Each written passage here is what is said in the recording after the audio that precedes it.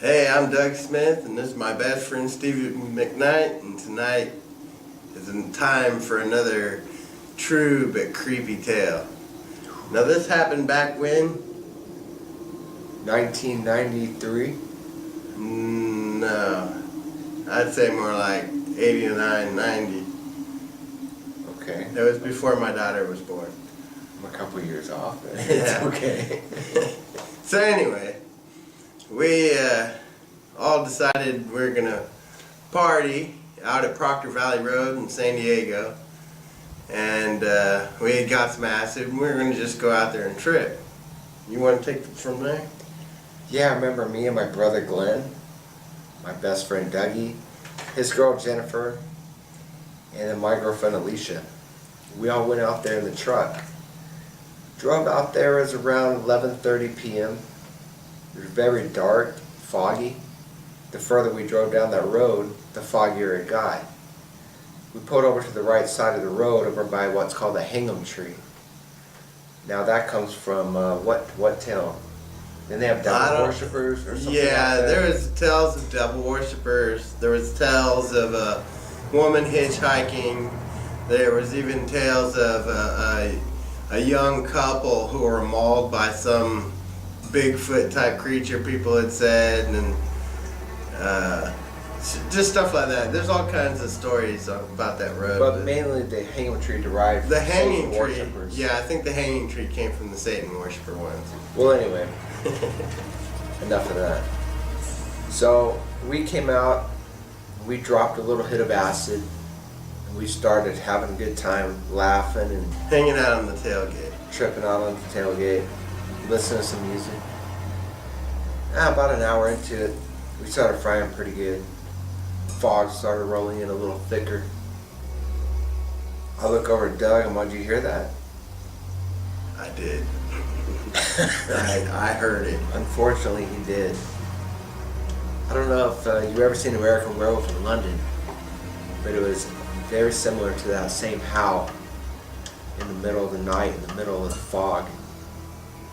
So we kind of went on our night, started laughing a little bit more and trying to pretend it really didn't happen. We made jokes about it and stuff, you know. And then it came closer, and it roared again, very, very distinct and loud, to the point where we realized that we could be in danger. It sounded like some kind of, it sounded like a big animal. It sounded like a real big animal.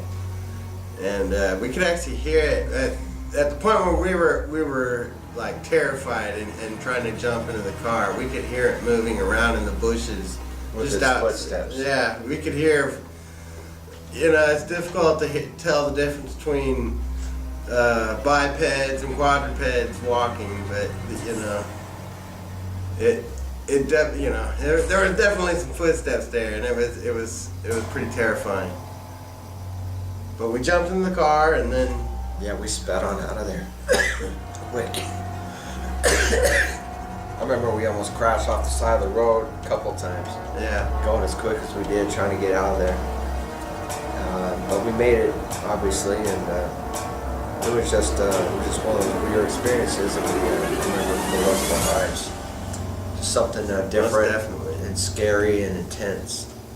now for a lot of you who don't really know much about California, and in the lower areas where we lived in Southern California, out towards Proctor Valley Road, the biggest predator you're going to run into is probably a cougar. Maybe if you're lucky.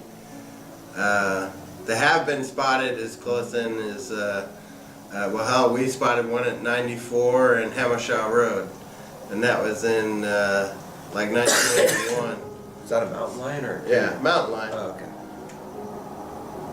But this thing was bigger. It made the sound of a fucking bear. Seriously, you can get a pretty good idea of the size of something moving through that kind of brush, and just the sound of its feet on the ground and all that. It was big. It was like hearing a big fat dude walk around out there.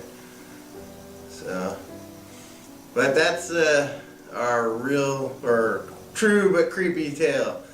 So thanks for watching. Y'all have a good one. Good night. Good night.